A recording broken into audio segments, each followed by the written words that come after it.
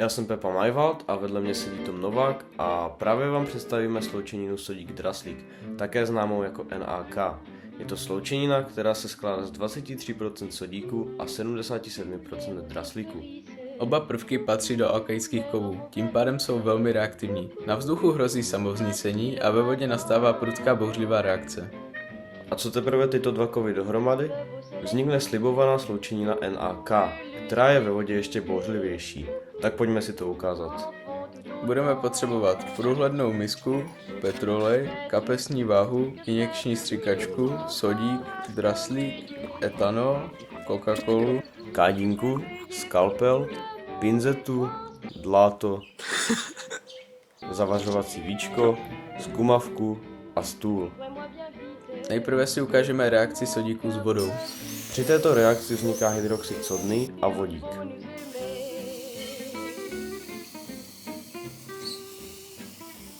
Dále tady máme draslík s vodou. Tentokrát vzniká hydroxid draselný a vodík.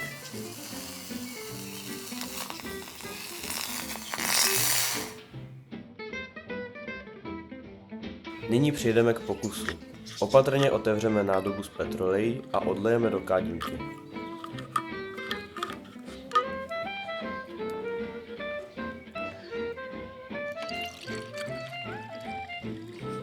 Teď vezmeme sodík a odřežeme přesně 1 gram. Tento kov je velmi měkký, dá se krájet i nožem. Potřebuji 1 gram, teda. Já vím, že tam nebude zvuk, ale tak chápeš. No, tak třeba něco. Je to 1,24.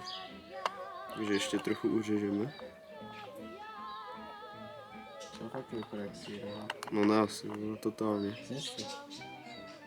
No, tak to je přesně úplně.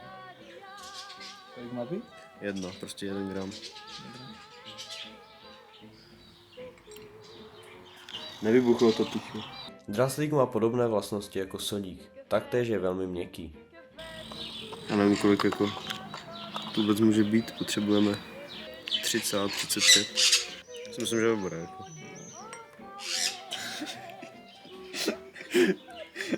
To profesionální jako. Hej kamo, já to úplně vidím, jak to tady, jak to prostě rozliju. Kuba. Jestliže chceme tyto dva kovy sloučit, musíme je rozdělit na malé části.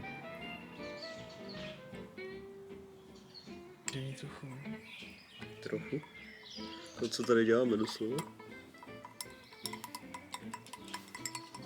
No, prostě většinou jsme jako v pátky chodili takhle večer jako někde jako na party, někde do Kobry nebo do Tary. No. Se ti tady teďka zoří bar. Na obou kovech proběhl děj zvaný pasivace. Je to šedý ochranný obal proti korozi. Přidáním etanolu tuto vrstvu vyčistíme a kovy se nám více sloučí. Chceš to zase míchat, nebo? Ne. Ne, tak natačí, takhle ty. No.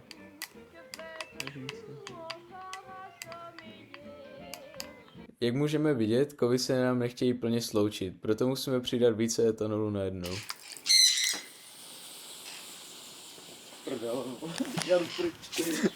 I'm scared. Takhle to nemělo vypadat. Sloučeninu přendáme do zkumavky s čistou petrolejí a opět přidáme etanol a necháme reagovat.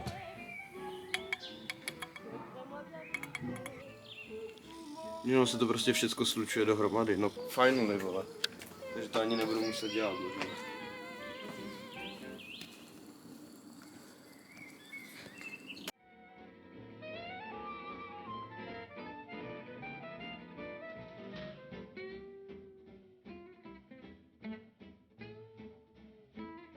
Až reakce skončí, přendáme sloučeninu do kádinky s čistou petrolejí a nasejeme ji injekční stříkačkou. A poté ji zkusíme dát do vody.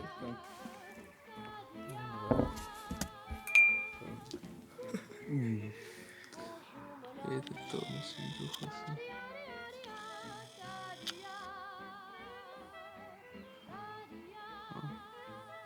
Dáme. Pro porovnání zde máme video. Tento pokus se nám podařilo zreplikovat téměř identicky.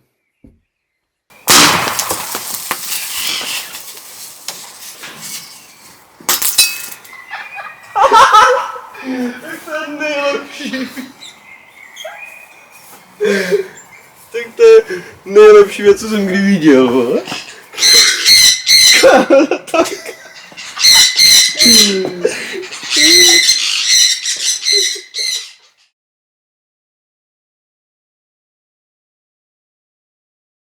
Tady je jako...